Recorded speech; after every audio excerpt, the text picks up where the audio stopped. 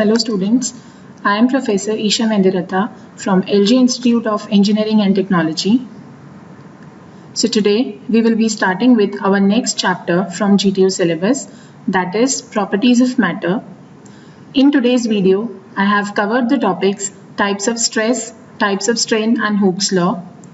If you find any difficulty in understanding any topic in today's video, you can contact me on this email ID, that is ishamandiratha@lginstitutes.edu.in.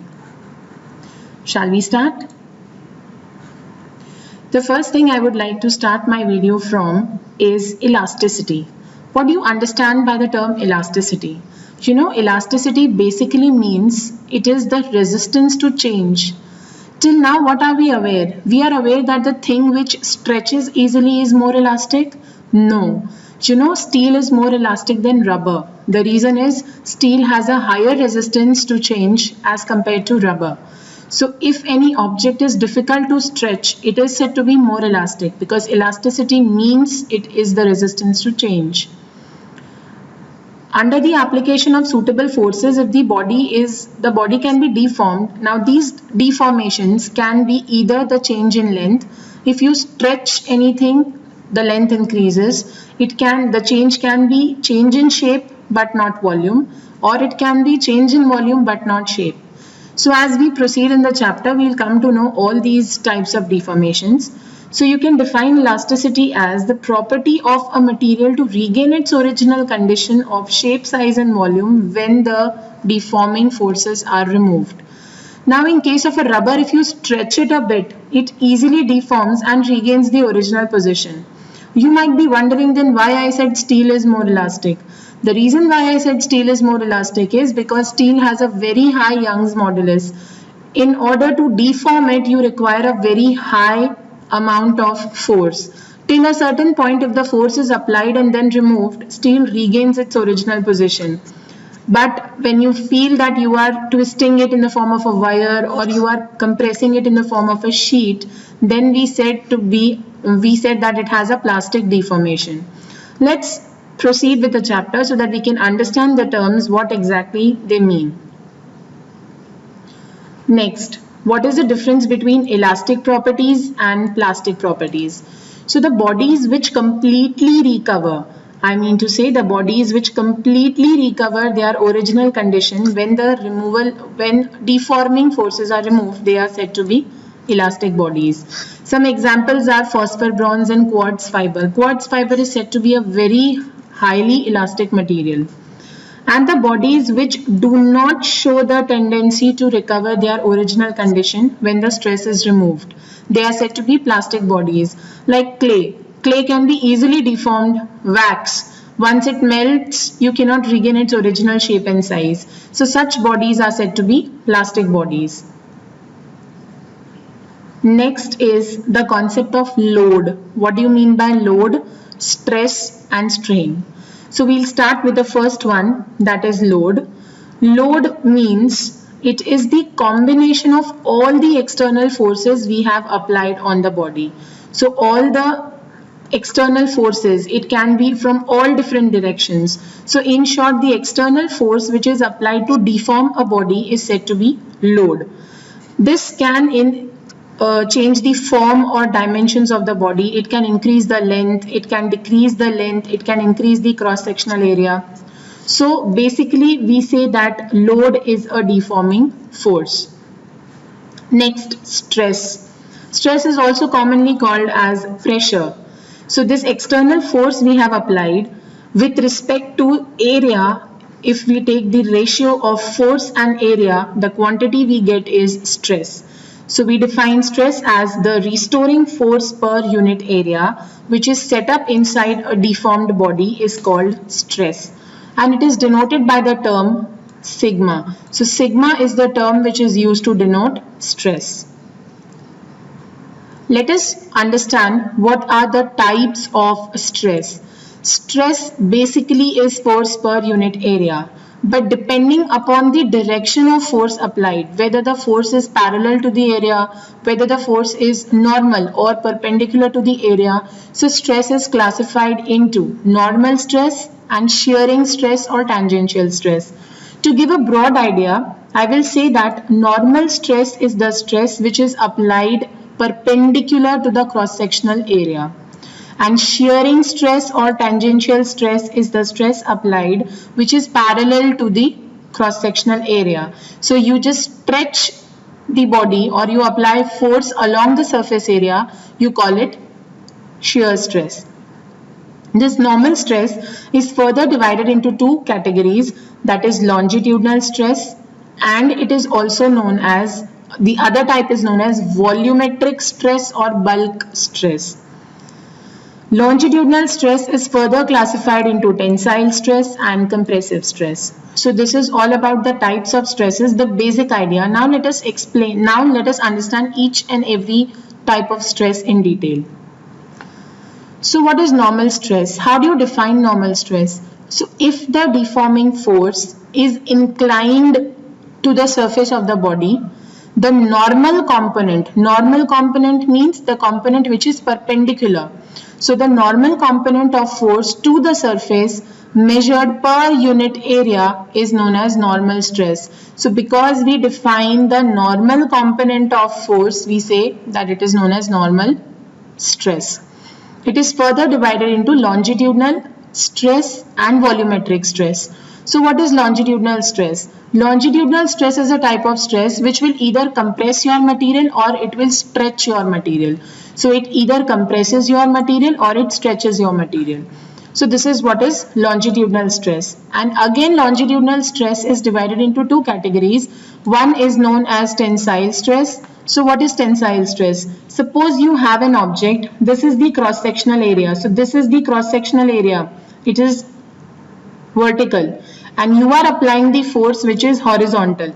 So I say that this is the cross-sectional area and the force is being applied by making a 90-degree angle. So if the deforming force or the applied force, it results in object's length increase. Can you just see the force is outwards on both the sides? So what is happening? It is increasing its length or it is stretching the object. So per unit area, this force applied is known as tensile stress. Next, we have compressive stress. So in the diagram, you can clearly see that this is the object. The force is applied inward. So what is happening? It is decreasing the length and it is increasing the area, the cross-sectional area. So if the deforming force results in a decrease in object's length, then we call it as compressive stress. So these are the two types of longitudinal stresses, and longitudinal stress is the first category of normal stress. Now let us move on to bulk stress, which is commonly known as volumetric stress. So this is the exact understanding of bulk stress. Can you just see the dotted line, the cube which is being shown by the dotted line? This was the original object.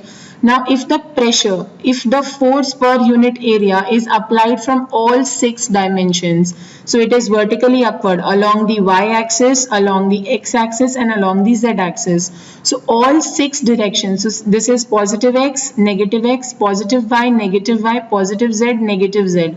So if this is applied from all 6 directions, you get the reduce in volume, but the shape remains the same. It was a cube, it is a cube. The only thing is volume has changed.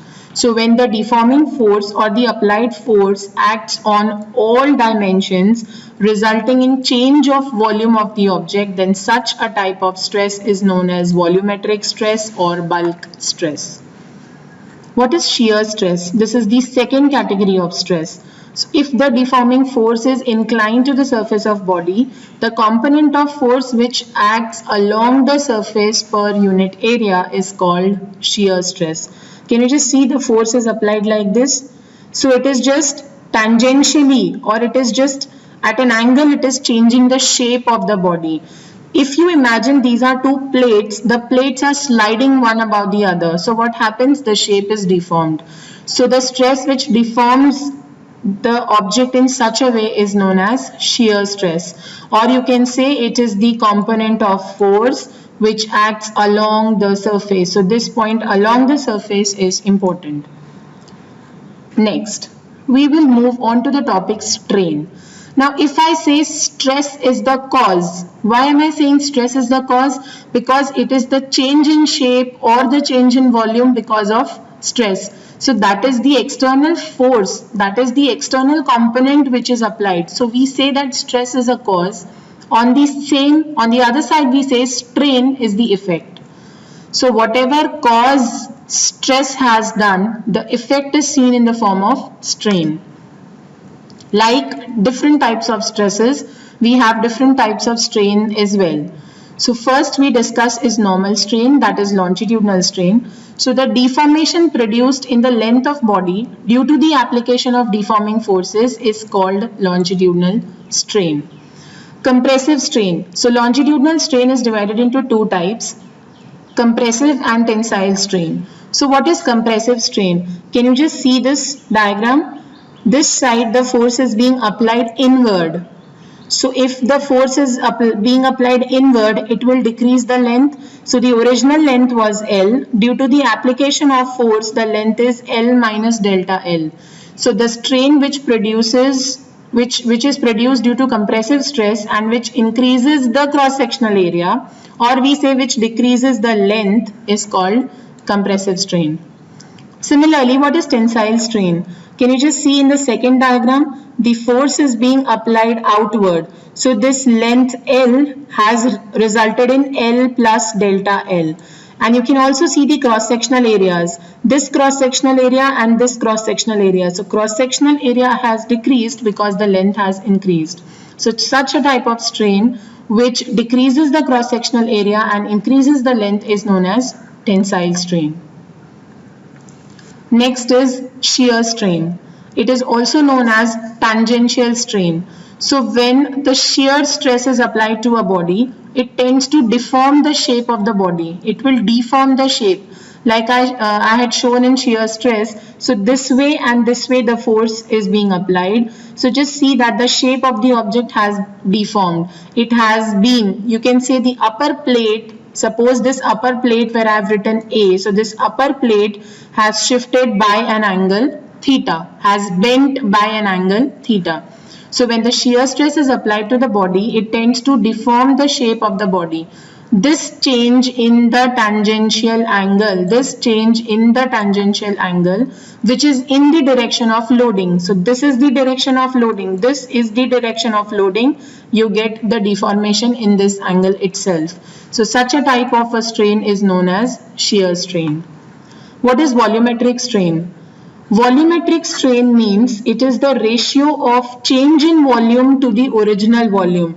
So this pink color shows the initial volume. Force F1, F2 and F3 have been applied from all 6 directions. So this light pink colored cube, this cube shows the reduced volume. So the ratio of change in volume to the original volume under the loading condition where the force has to be from all 6 directions, we call such a type of strain as volumetric strain. Now let us move on to Hooke's law. So Hooke's law, that is the law of elasticity. It was first time discovered by the English scientist Robert Hooke in the year 1660. What does this Hooke law state? It states that for relatively small deformations, for comparatively very small deformations, the displacement or size of deformation is directly proportional. So it is directly proportional to what? It is directly proportional to the deforming force. So till you apply bearable or till you apply less amount of force, the deformation will be directly proportional to the deforming force. So this was stated by Robert Hooke in the year 1660. This was the first example to explain elasticity. A classical example to explain elasticity was Hooke's law. The ability to return to a normal shape after experiencing distortion can be referred to as restoring force. In terms of Hooke's law, this restoring force is proportional to the amount of stretch. So if you are applying a force on a body, and then you remove it, the body regains its original shape. So this after disturbance or after change in shape, when it regains the original shape, we say that there is a restoring force by the body. Suppose, let me just explain you, someone pushes you or you push an object, the object in turn tries to push back. So this restoring force will be applied, will be directly proportional. So this restoring force will be directly proportional to the amount of stretch experienced. And if we say that this proportionality relation is perfectly linear, we say that the object is elastic. So according to Hooke's law, whatever restoring force an object imparts, that will be proportional to the amount of stress it has experienced. And if the proportional relation is linear, the object is said to be perfectly elastic. So this was all about today's video. Hope you have understood the topics. Thank you.